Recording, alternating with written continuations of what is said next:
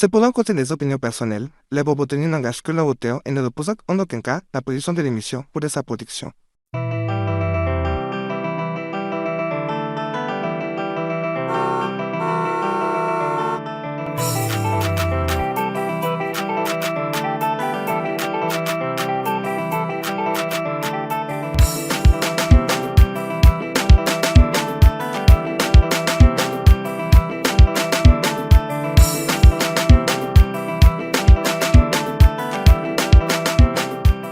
Un tube, une disparition, un retour incertain. Ayano, c'est l'histoire d'un succès qui n'a pas duré. Mais aujourd'hui, il est face à une vérité, revenir ou accepter d'avoir été dépassé. Il est dans vos côtes ce soir et il promet nous dire toute la vérité. Face à.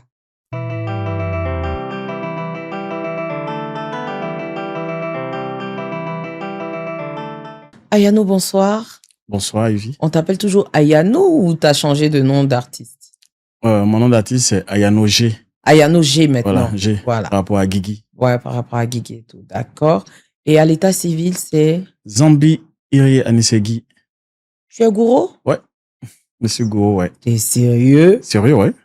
Mais j'ai toujours... Non, je suis pas gourou. D'accord. Mais j'ai toujours pensé que tu étais Avikam ou Dida, un truc comme ça. Ouais, c'est vrai. Parce qu'à l'époque, tu faisais un peu du Yusumba.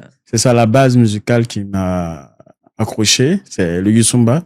Effectivement, dont les précurseurs étaient à Boutouz. Ouais, à Boutouz. Ils sont toujours à Boutouz. Angelo Persona. Qu'est-ce qu'elle a, ouais. Eux, ils sont de Lozoa. Donc, oui. Donc, du coup, quand je chante, ils pensent que c'est un Dida que je chante. Ouais.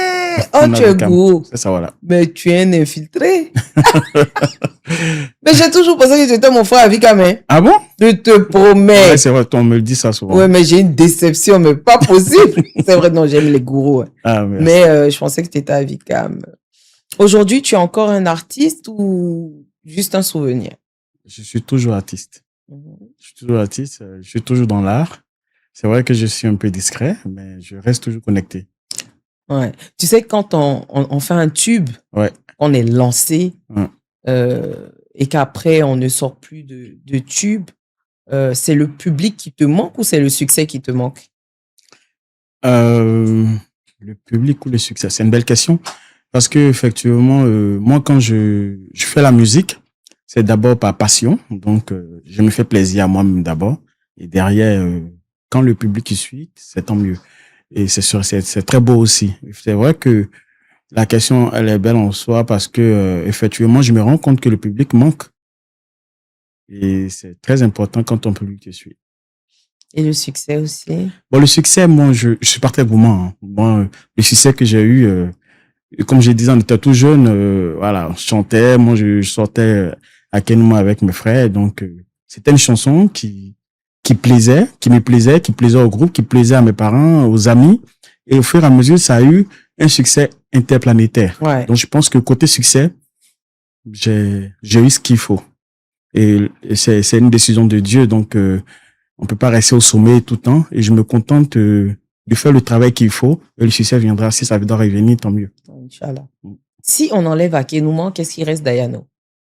Akenouman, c'est le tube que tout le monde a connu. Et il y a un dernier qui est sorti très récemment, qui est passé, mais les gens ne savaient pas que c'était moi. C'est vrai? Sophia Lamapuma, Aléléo. Sophia Lamapuma, Aléléa. Hey, ma, ripoto, à répéter, dis-moi ça. Ropoto, répéter, ouais, c'est ça, ouais. Ah, super. Ah, je savais pas, j'entends ça partout sur TikTok.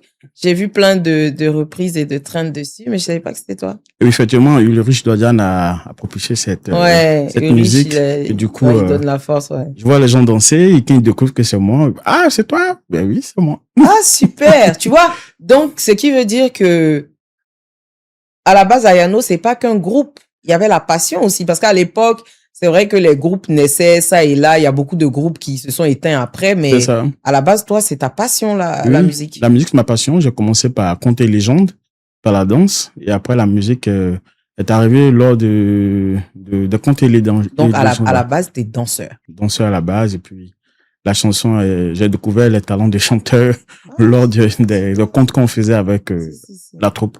Tu penses, encore que tu comptes réellement dans le game ou ça t'a dépassé? Dans le game musical. Ouais, maintenant, là, avec la nouvelle génération et tout ça. Ouais, je pense que je suis toujours là parce que je suis toujours des trends sur Akenuma qui existent. Les gens continuent d'écouter. Comme je disais, ils le font sans vraiment savoir que c'est vraiment moi, au fait. Ouais, Donc, ouais. je suis là, mais d'une autre manière. Tout à l'heure, je te disais pendant le teaser que est-ce que tu es prêt à révéler vraiment certaines choses? Parce que tu as été longtemps taxé d'ingrat, de méchant, d'avoir doublé tes amis pour aller en Europe et tout, etc., etc. Est-ce que tu es prêt ce soir à vraiment dire, Oui, je suis prêt dire tout à donner ma part de vérité. sans filtre, hein, Sans filtre, ouais. avec les noms et tout ça? Pas de souci. Si Ah j'ai ouais? le droit, ouais, je pense bien. Non, C'est votre moi, émission. je suis pas de d'accord. souci. D'accord. Ok, donc choc des codes alors.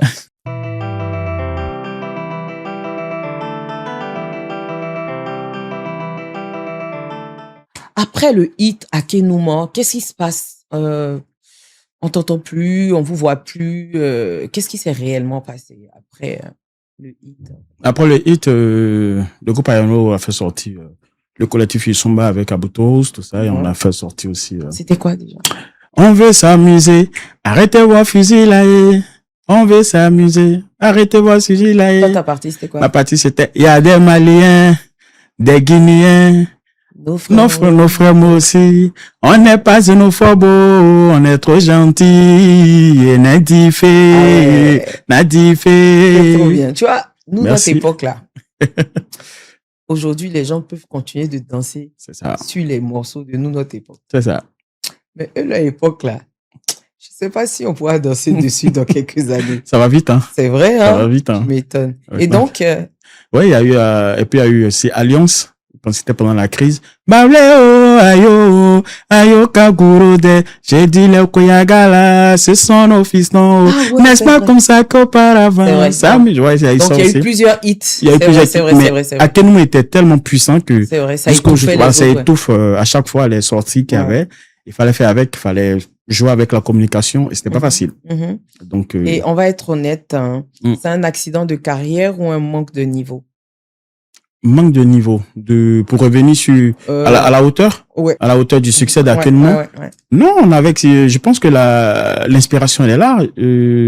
Après, derrière, je veux dire, Akenuma, c'est comme les enfants. Chaque enfant a son étoile, au fait. Mhm. Akenuma avait son étoile. Et c'était à une époque où, je pense qu'il y avait aisément de la place. Et la chanson, elle était propice pour ce temps-là.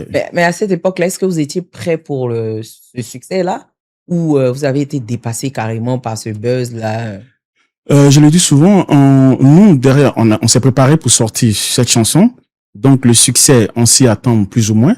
Mais tout le monde aspire à avoir ce succès. Mais après, le succès a eu, je pense que ça a quand même bougé beaucoup de choses dans notre tête et c'était pas facile à gérer. Et après ça, qu'est-ce qui se passe? Pourquoi le groupe se disloque? Bon, le groupe se disloque.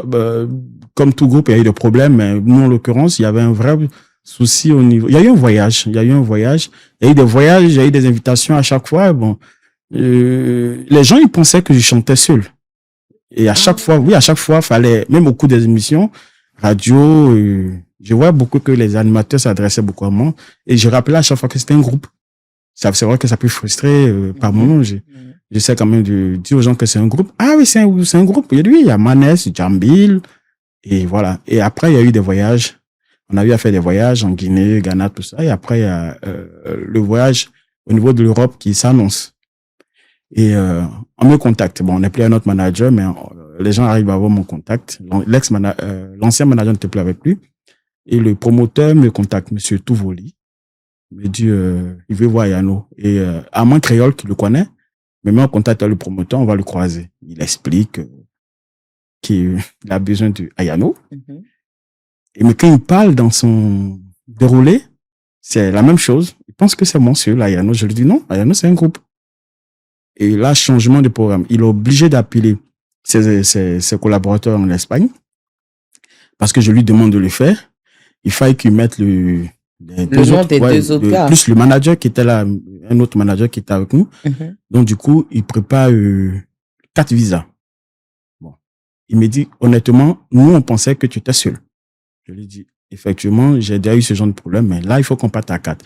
Il me dit, le budget qu'on a n'est pas Conséquent. conséquent. Il était pour une seule personne, à la rigueur 2 avec le manager.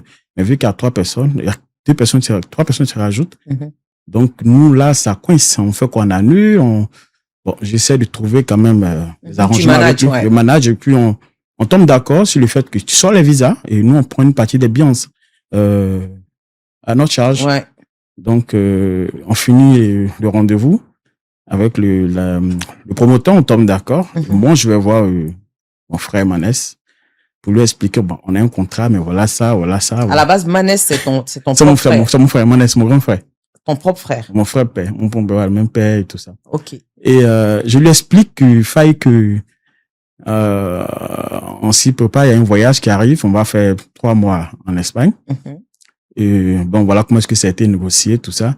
Mais avec le promoteur, il y a un billet qui est prêt, qu'on va y aller. Moi, je vais y aller en premier. Après, on fait venir soit Manès ou Djambil. Et après, le dernier qui était resté viendra avec nous. Il a accepté et je suis rentré. Et au cours du trajet, il m'a appelé, il m'a dit non, qu'il va être le premier à partir. C'est-à-dire après moi, lui part. Toi, tu voulais que Djambil parte avant. Ouais, j'avais voulu que Djambil parte, effectivement, pour éviter qu'il y ait des... On dise que tu as fait partie de ton frère. Tout ça. Donc, bon, Djambil, bon, il a dit non, il faut que je vienne. Bon, ok, pas de souci. On va faire comme ça, mais on va faire une réunion avec tout le monde. J'ai expliqué les choses. Les promoteurs étaient là, on est rentré à l'ambassade. Les visas ont traîné un peu. Il y a eu la crise, mais les visas sont sortis. Les visas sont sortis pendant la crise. C'était chaud, le pays était bloqué. Ouais. Et je suis bloqué à Port-Boué. J'ai eu le promoteur en ligne et je lui ai dit, écoute, là c'est chaud. Je vais récupérer les passeports, donner à chacun, même s'il y a les visas ou pas, mais on donne à chacun. Il m'a dit, les visas sont bons, c'est pas grave. Et on va voir. Et puis on va voir comment chacun va sortir si jamais c'est chaud, quoi. Il m'a dit, bon, ok, j'ai entendu, mais je suis à tel hôtel, à Koumassi. Comme tu es bloqué à Port-Boué, dès que la voie s'ouvre, tu viens. Et la voie s'ouvre, effectivement, j'arrive à l'hôtel, on se voit. Remets-moi les passeports, il m'a dit non. J'ai dit, pourquoi? Il m'a dit, parmi vous, parmi tes gars, il y a Manès qui m'a appelé pour me dire, lui, il veut partir en premier. Il veut partir en premier parce que le promoteur est resté longtemps. Donc, du coup, ça a changé encore les finances. Et il fallait que maintenant, chacun paye son billet pour y aller. Et je sais pas qu'est-ce qui s'est passé dans la tête de Manès. Ton propre frère. Mon frère. Et le producteur a dit que, mon frère lui a dit de vendre le passeport de l'autre pour payer lui son billet d'avion. Des bisbilles, ou bien, comment ça s'appelle? Djambil, ouais. Pour payer lui son billet d'avion. Et moi, j'ai tiqué. Quand il m'a dit ça, ça m'a choqué. J'ai dit, à quoi il joue? Il m'a dit, non, c'est vrai que, voilà, si tu veux, tu peux l'appeler tout. J'ai dit, bon, ok. De toute façon, tu es là. Il m'a dit, oui, je suis là. Et donc, il me remet mon passeport. Il me dit, le voyage, tu vas l'effectuer d'abord. Les visas sont sortis. Arrivé sur place, quand on filme le premier spectacle, on prend le billet du deuxième, on envoie avec son passeport. Parce qu'à la base, lui, c'est comme une garantie pour lui. Lui, c'est toi en tête d'affiche. Voilà. Donc, il veut pas te perdre, en fait. Justement. Donc, moi, c'est bon, il a pu faire le visa, il s'est entendu même avec un certain promoteur qui était en Suisse. Ils ont dealé un truc, mais ça, c'est après, j'ai découvert, hein. Ils ont dealé une autre manière pour qu'on puisse avoir les billets d'avion. Donc, moi, j'appelle Manès, je convoque Djambil, je convoque notre aîné, rendez-vous chez moi à la maison, très vite, parce que il y a une information qui passe pas de ma tête. J'arrive, et Manès n'est pas, il est tout chaud. Non, mais pourquoi tu as laissé partir tous vos lits? Je dis, mais il n'est pas laissé partir. Lui, c'est pas qu'il a vu tous vos lits. Je l'ai pas laissé partir. Qu'est-ce que tu racontes? Non, mais tout voulait partir avec les passeports. Djaganabo et personnel m'a dit, il a vu à l'aéroport hier à la veille. J'ai dit, mais moi, c'est même pas au courant. Comment t'as dit ça que... Non, mais ça a failli devenir la bagarre, hein. Il m'accusait carrément d'avoir mal négocié. J'ai dit, mais moi, tout fait, les visas sont sortis. Mais seulement qu'il y a un problème. Moi, tout voulu me faire savoir que toi, tu lui as dit de vendre le passeport de Djambil pour voyager. Et là, silence radio. Il est resté bloqué. Ce que tu es en train de nous expliquer là. C'est fort, hein. Bon, ça m'a... Parce que pendant des années, nous, on nous a laissé croire que tu étais le méchant, que tu avais doublé tes frères, tes amis. J'ai eu très mal. Je porte beaucoup de douleurs j'arrive à me gérer. Et là, je me calme parce que les émotions remontent. Ça fait 20 ans que les gens pensent que j'ai doublé mes frères. Mais c'est pas le cas. Fais une pause. Oh. C'est lourd à porter, ça, 20 ans d'accusation. Et pendant 20 ans, tu n'as pas parlé pour protéger. Qu'est-ce que tu protégeais, en fait? Ce sont mes frères, au fait. Au détriment de ta carrière, au détriment de ton honneur, au détriment de, je sais pas. Pourquoi tu as choisi de garder ce silence-là, ce poids de culpabilité-là?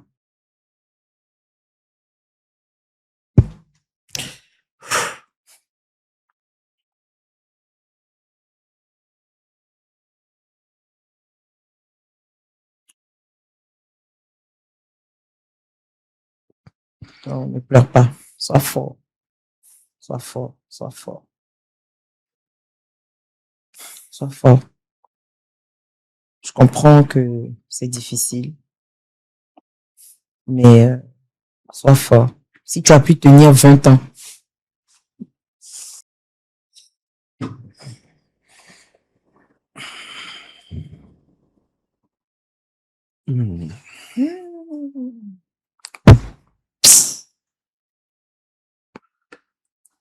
ton propre frère, même père, ça veut dire que s'il avait eu l'occasion même, il allait 20 ans même ton passeport parti. Merci.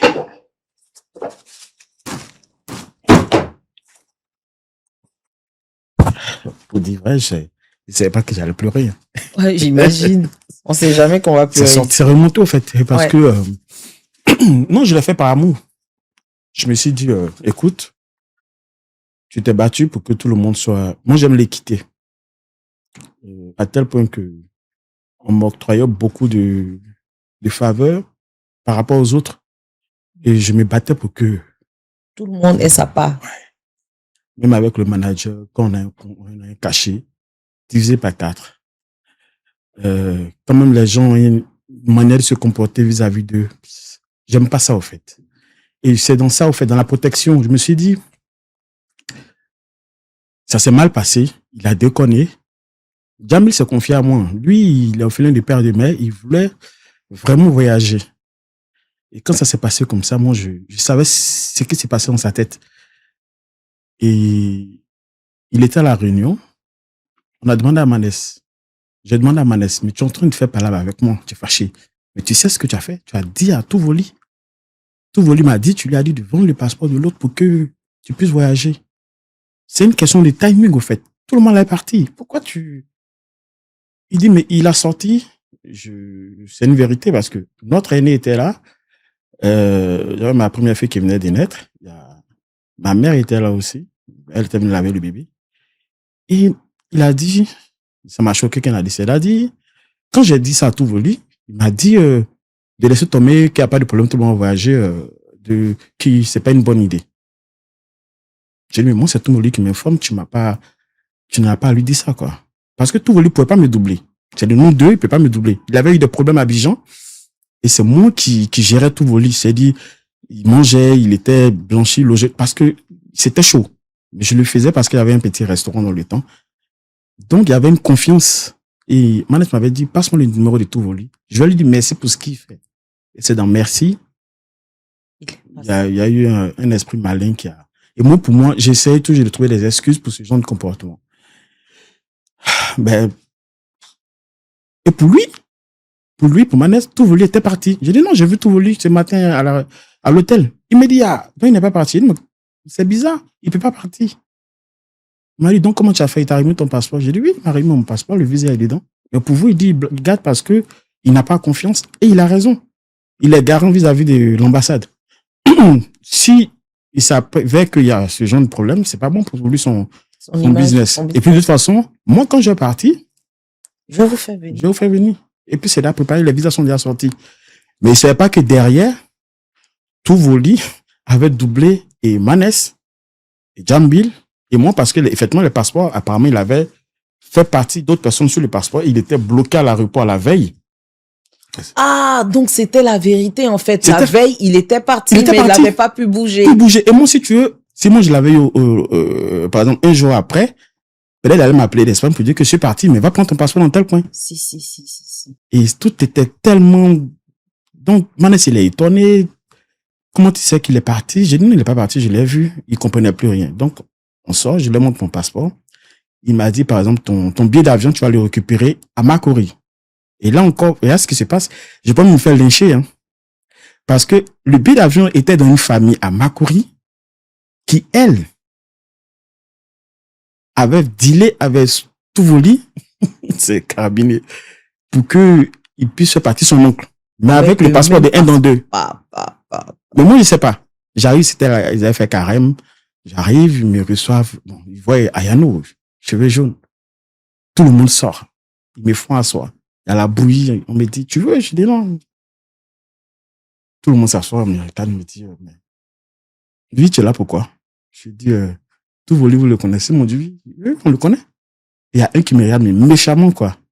Mais tout voler m'a dit que je dois venir chercher mon billet d'avion ici parce que je dois voyager normalement dans 2 jours.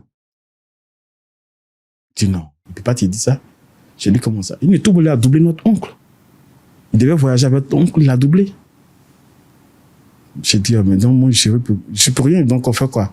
Il dit, mon accord, on va appeler celui avec qui il a négocié en Suisse. S'il veut qu'on te donne le billet d'avion, on te donne le... Donc, le monsieur m'appelle. On appelle le frère qui est en Suisse. Il m'explique que tout voulait doubler son oncle. Il était mal à l'aéroport et puis l'autre a pu s'échapper avec les passeports.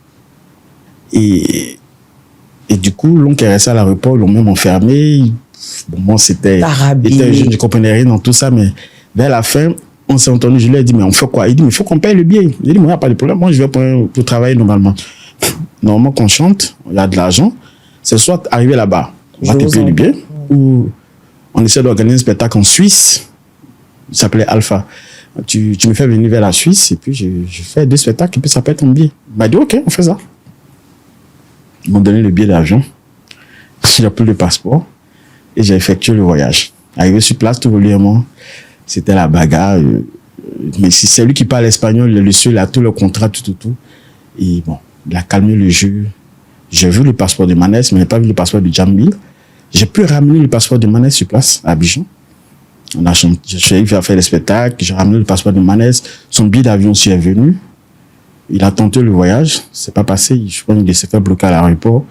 Et Jambil n'a pas pu voyager. Donc, étant là-bas, qu'est-ce que je peux faire? Je chante. Et la part de chacun, j'ai envoyé la part de Jambil. Et Manès, bon, il demandait toujours, je lui ai dit non, mais tu te calmes. Parce que là même, déjà moi ici, ce qui a été dit sur le contrat n'est pas respecté. Donc, ça crée encore des discussions avec lui. Bon. Donc, en gros, c'est un fardeau que j'ai porté longtemps.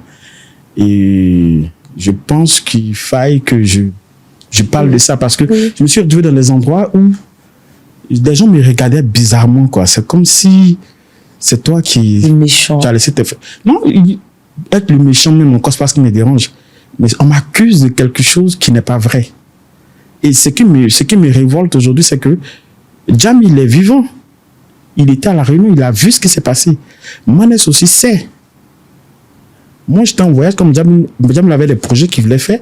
Avec les moyens que j'avais, avec un grand frère de quartier qu'on était Salvador, on s'est mis ensemble pour qu'il puisse réaliser son projet. Maintenant, il y a un souci. La population pense que j'ai fait mal, j'ai doublé. Elle n'est pas dans le secret des dieux, elle ne sait pas. Mais vous savez, vous deux. Pourquoi vous ne dites pas aux gens que c'est faux? On laisse faire. C'est-à-dire, ça se passe et j'ai ce ressenti. Je vois le regard souvent des gens qui me regardent comme ça. Le regard accusateur. Accusateur, voilà.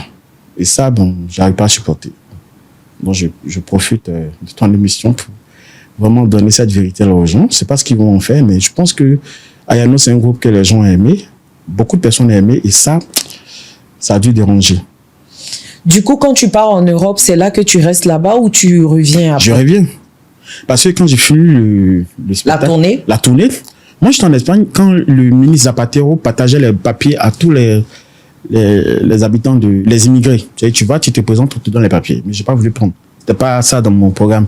Je suis revenu à Abidjan. On a fait la réunion.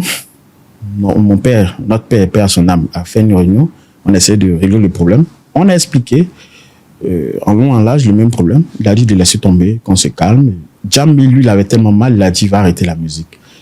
Et du coup, j'ai resté avec Manès. Et moi aussi, j'ai dit, je peux pas faire la musique avec toi. On va faire pause. Parce que tout ça, bon, c'est un peu chaud. Donc, on arrête tout ce. Puis bon, chacun va casser ses occupations. Et chemin faisant, moi, après, je retourne maintenant en France. En puis, Europe. Voilà. Et puis, je développe. Et du coup, ton départ en Europe, c'était plus une fuite ou une ambition? Non, c'était une ambition, c'était une vie privée parce que j'avais rencontré quelqu'un qui vivait sur place et qui avait proposé que je vienne sur place parce qu'elle ne peut pas tellement faire les va-et-vient. Est-ce que tu penses que tu as sacrifié ta carrière musicale pour une vie de famille en Europe? Non, parce que étant en Europe, je faisais toujours la musique. Moi, je tournais avec la mairie de Bondy. J'ai même fait une tournée en Belgique. Ok. Oui, si, j'ai des vidéos, j'ai fait des tournées, tout ça. J'ai fait seulement que dans le milieu ivoirien, c'était quand même limité parce que c'était pas ce que je voulais forcément.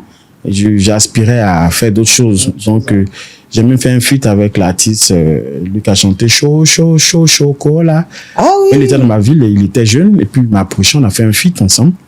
Et puis, donc, du coup, je faisais ma musique, mais en même temps, il y a une réalité.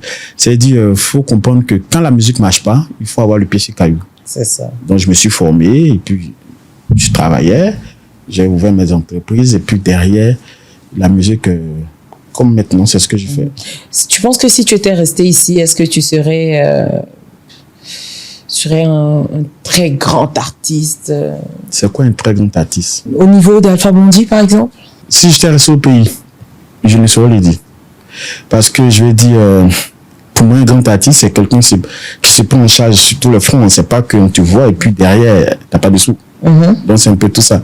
Donc, si c'est pour être vu et revu, et puis derrière, il n'y a rien, bon, non. Mais je veux dire, le fait d'avoir voyagé, ça m'a permis de comprendre que... Ça t'a ouvert les yeux. Ça m'a ouvert les yeux. C'est-à-dire, le monde artistique est très vicieux. Tout le monde apprend à chanter, mais on ne nous apprend pas à devenir star. C'est ça. Et c'est là que ça, il y a hic. Tu veux rentrer dans la musique, dans le monde de là, tu vas, ok, bon, tu es star maintenant. Et puis après, on ne te dit pas que derrière, arrête de vendre les disques, paf, tu tombes tout à zéro, et tu te retrouves dans une situation que tu n'as pas vu venir, en fait. Limite une dépression. C'est ça, voilà. C'est un peu ça. Backstage.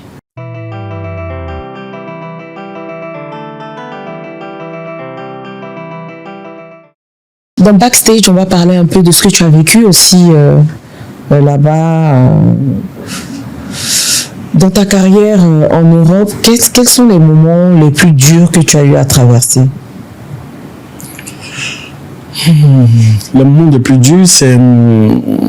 Tu découvres qu'au fait, tu es sur un nouveau territoire où il y a encore beaucoup d'artistes qui, eux, maîtrisent la communication de leur territoire. Et toi, tu es pris entre le fait de financièrement vivre de ton art ou vraiment choisir de faire un métier et après tu restes passionné et puis bon, tu restes dans l'espoir de vraiment percer.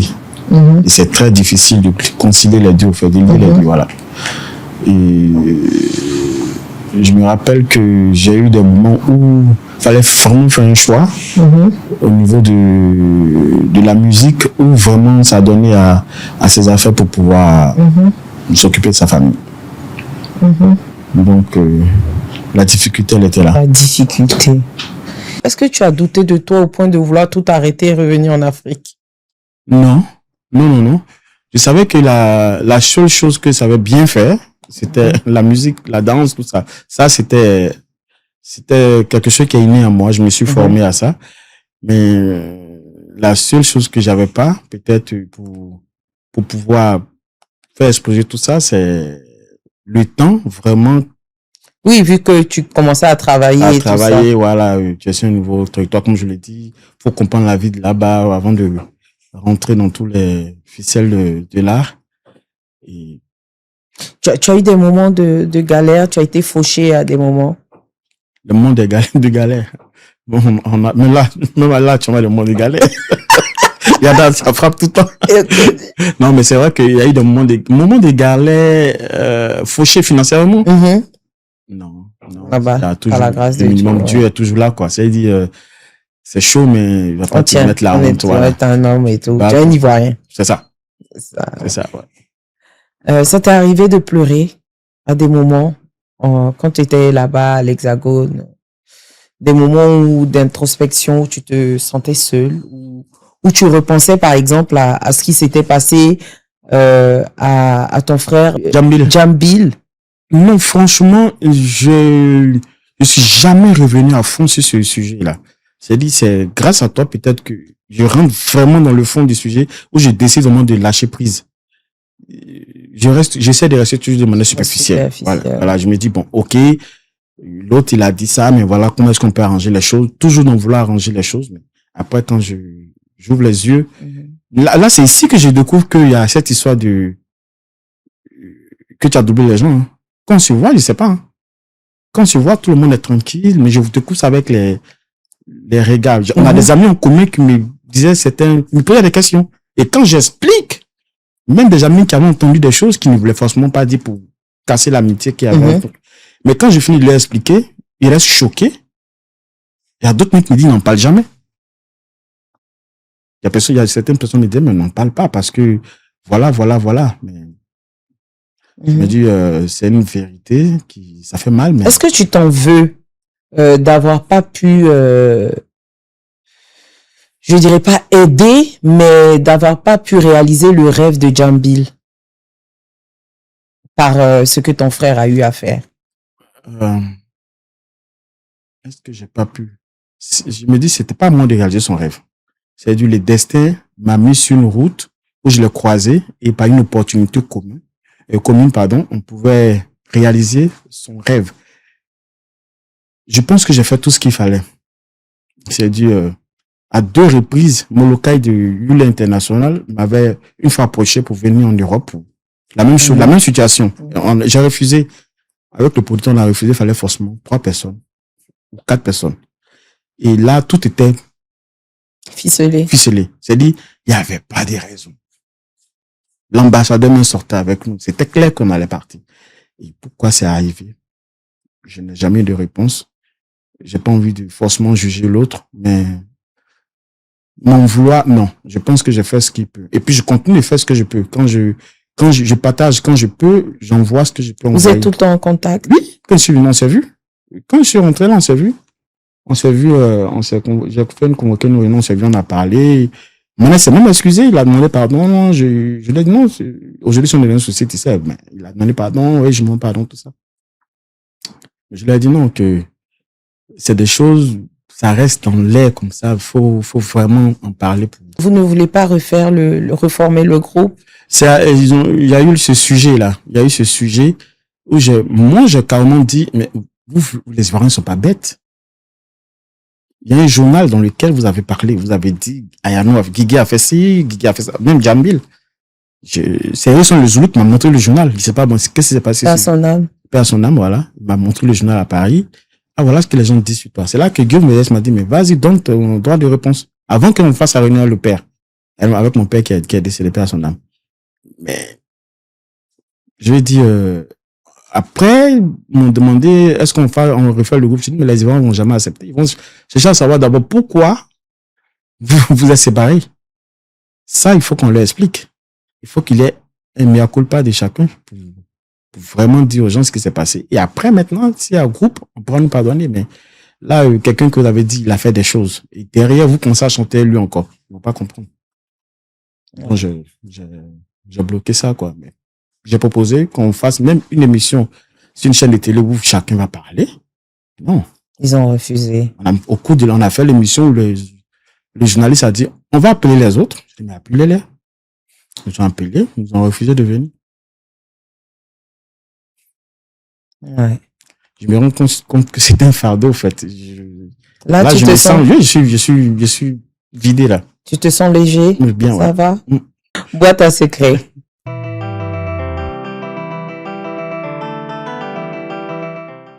Alors, dans la boîte à secrets, t'as cette boîte-là et t'as des questions.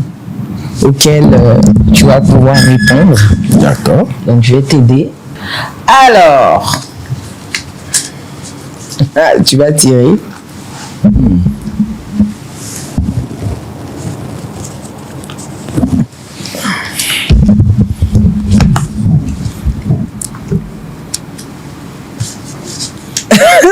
Tu lis la question? Dis la question. Ouais. On a dit que ta vie privée avait joué contre toi. Vérité ou intox? Ma vie privée.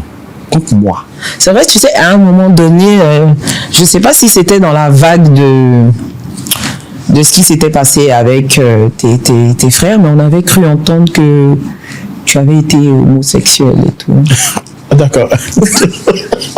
Et c'est choqué là. Non, c'est pas possible. Ah. Non. Jamais. J'ai rien contre eux, mais c'est des gens sympas. Ouais. J'ai des amis, je suis pas homosexuel. D'accord. Et donc, en 3. En 2, pardon. En 2. Une opportunité que tu as ratée et que tu regrettes encore. Opportunité. Non, je vois pas. Je pense que ce qui doit se faire, si la nature veut que se fasse, ça se fait. Donc, c'est plutôt l'autre qu'on a cru que c'était une opportunité qui n'est pas la réelle opportunité. C'est ça qu'on vit qui est l'opportunité réelle. C'est ça.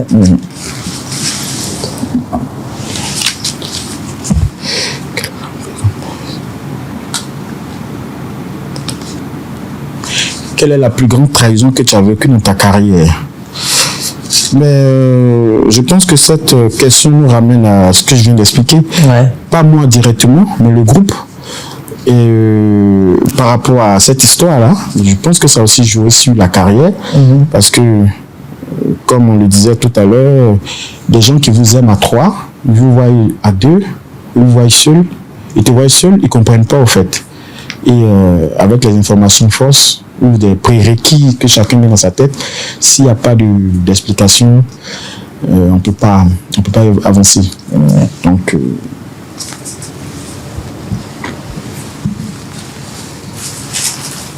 est-ce que certaines rumeurs t'ont détruit dans le game? Ouais, je pense. Ouais. Quand même. Bien sûr. De quoi ce rumeur, non? Ouais. Moi, j'aimerais ajouter, par exemple, une question. Est-ce que dans le milieu du showbiz ivoirien, tu as des artistes avec qui tu as eu des quiproquos ou tu as un gars sans histoire à la base? Non, j'ai pas eu de problème avec l'artiste, non. Au contraire, c'est toujours le respect, quoi. Les doyens ont le respect qu'ils méritent, même les jeunes frères.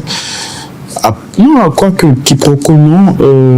Je pense pas que c'est je vais expliquer, n'est-ce pas, un quiproquo, parce que il y a mon jeune frère, Landry Blessing. Oui.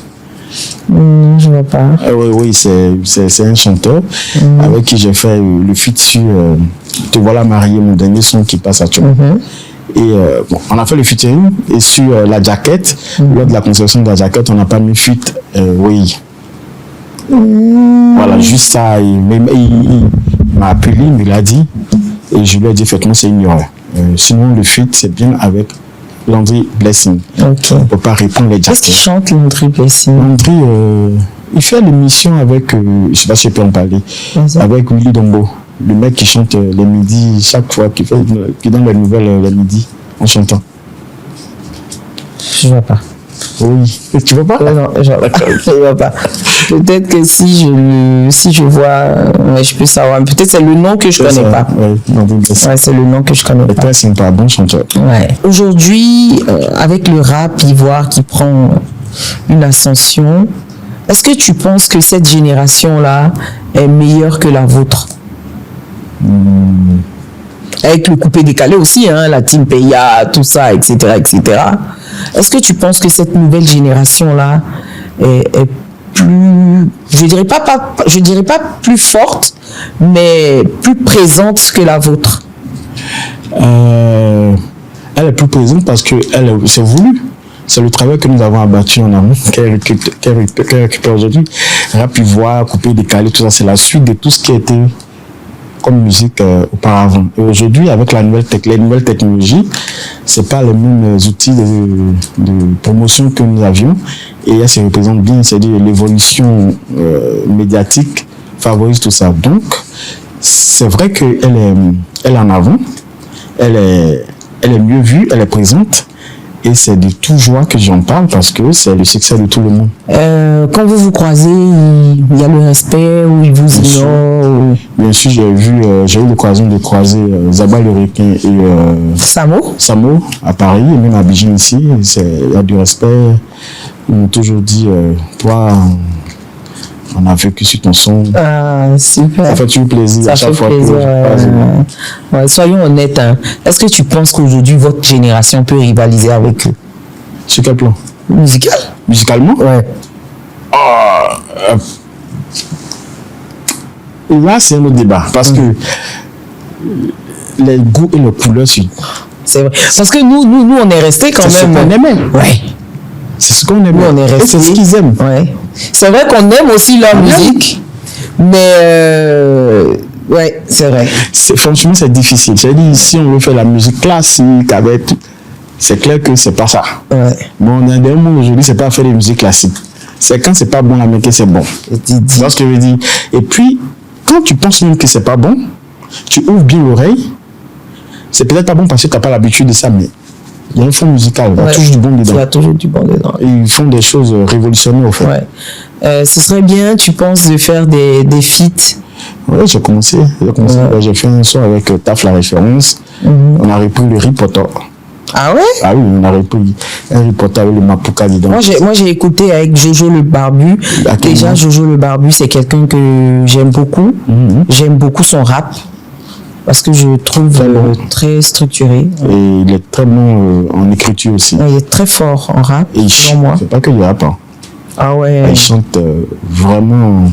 C'est vrai? Bien, ouais. Et donc, j'ai écouté votre son. Vous avez repris Akenuma. Akenuma Malé, voilà. Ouais.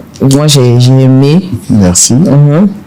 Et moi, je pense qu'il faille collaborer avec la nouvelle génération.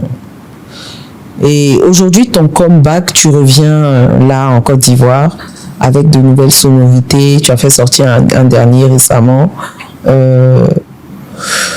Est-ce que tu penses que les nouveaux sons que tu fais sortir n'explosent pas ou tu prends ton temps? Aujourd'hui, je me dis, je ne suis en concurrence avec personne, donc je fais une musique de vie au fait. C'est-à-dire, justement, c'est-à-dire, il n'y a pas de temps. C'est-à-dire, je sors mon son. Moi, quand j'écris mes chansons, si tu aimes, si tu n'aimes pas, tu dois quand même respecter ce que j'ai fait. C'est un peu ça au fait. Et ça a tout son temps. Ça a tout le temps qu'il faut prendre. Le son, tu vas l'écouter en tout cas dans 15 ans, 20 ans. Pour moi, c'est un son qui peut toujours plaire. À votre époque, il n'y avait pas les réseaux sociaux. Hein? Non. Donc, un son, quand il prenait.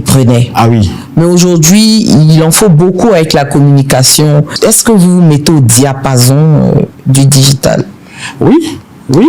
Comme je dis, j'apprends les mécanismes qui existent aujourd'hui et on n'est pas habitué à ça. Il faut vraiment avoir le temps de rester toujours derrière une caméra, d'actualité, tout ça. On se fait aider par le service de communication qu'on a aussi. Mais je pense que l'artiste doit pouvoir rester sur les réseaux sociaux, soit d'être présent. Ce qu'il faisait avant la télévision, aujourd'hui, tout se passe en pleine. Du coup, c'est le digital. Hein. C'est ça, ouais. Et oui, effectivement, hein, avec une grosse puissance. C'est vrai? Ah oui. C'est vrai, j'avoue, oui. Merci, ça fait plaisir. Est-ce que tu penses que le public t'attend toujours et croit toujours en toi, ton public? Est-ce que le public m'attend? Je pense que oui, pour ceux qui savent que je suis vivant, parce qu'il y a des gens qui pensaient que j'étais mort. J'ai eu une scène à l'aéroport à Paris, une Gabonaise qui a pété un câble dans l'aéroport, elle dit c'est un révélant. Parce qu'il paraît que j'étais mort. Au Gabon, oui, si, au Gabon, au Togo, même en Côte d'Ivoire, des gens qui pensent que on nous a dit que Guigui est mort. C'est quoi ça? Sérieux, ouais. J'ai fait un live une fois sur TikTok, mais il n'y avait que ça. Merci d'être vivant, on nous a dit tu es mort, on est très contents. On connaissait la chanson. C'était un truc de fou. Donc bon, pour moi, là, ils sont ressuscités. Amen. Ça nous fait plaisir que tu le prennes avec beaucoup d'humour. Oui. Et on espère que tu ressusciteras dans la musique. Hein, Amen. et que vraiment ça explose. Qu'après cette émission-là, on ait la certitude que tu es vivant et que tu es de retour. Ou que tu n'étais même pas parti, tu avais juste pris une petite pause. C'est ça. Amen. Et le temps de te libérer et tout ça. Et là, on va dans le code final.